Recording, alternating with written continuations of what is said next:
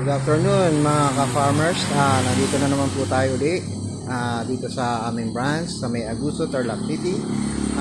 Meron po tayo ditong naka-display na Mahindra 5050. 50 horsepower po yan. Made in India. Ito po siya. Yan po, 5050. Ayan po yung mga gamit niya. May lagay ng printer po. Ito yung toolbox. Bali ang sukat po ng gulong niya sa harap ay 9.5 by 20. Tapos yung likuran po niya ay nasa 14.9 by 28. Ito po yung likod niya. Bali, may nakaabang na po yan na control valve or auxiliary valve kung tawagin.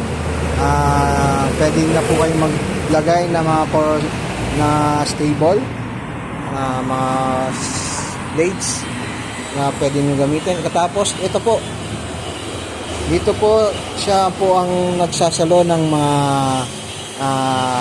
shock absorber kung tawagin. Bali, pag nag-rotor po kayo, siya po ang sumasalo nun, yung mga nag-vibrate.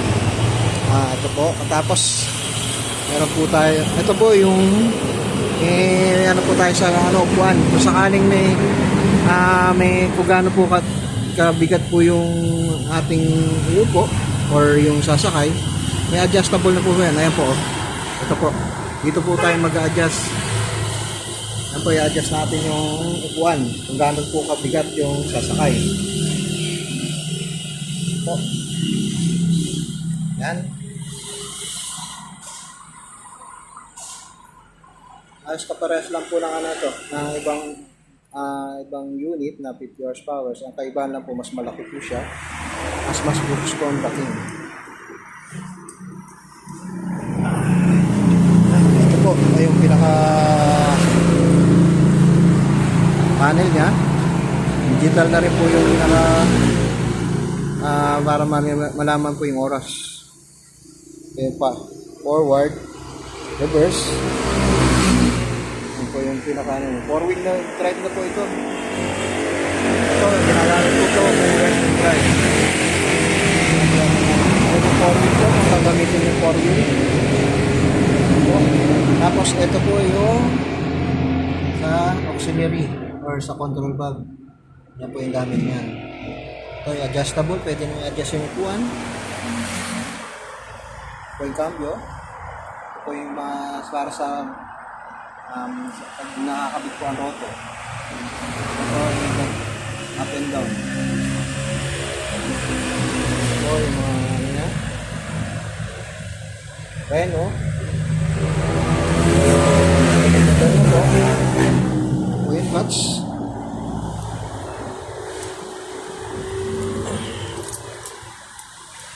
Four cylinder na po ito. Sa mga gusto pong magabil nito, pwede nyo po akong tawagan sa number na 0993-679-4887.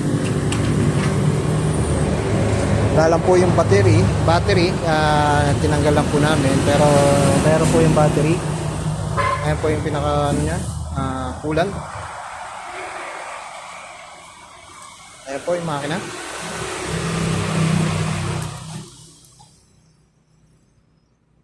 Ito po yung lagay ng battery.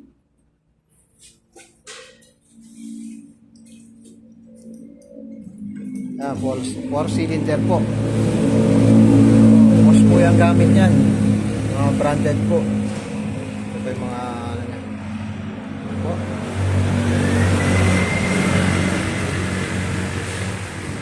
Pwede na rin pong kabitan to ng dozer.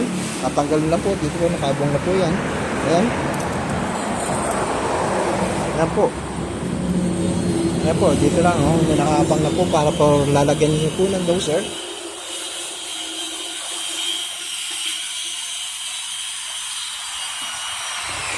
Tsaka meron po tayong table kung saan para malaman niyo po kung paano gamit maintenance ng mga unit ng unit po.